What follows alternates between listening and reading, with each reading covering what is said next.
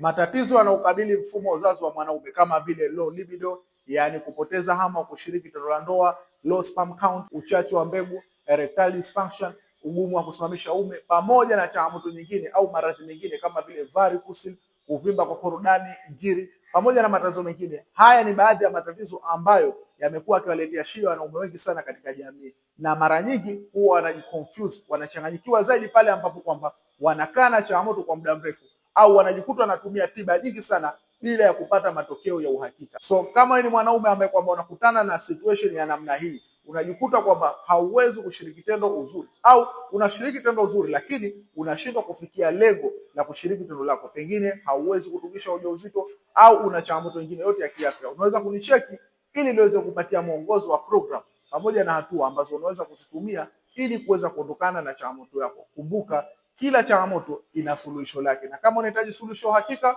unaweza kunicheki ili niweze kupatia mwongozo. Ondoa chanzo, kutibu tatizo lako.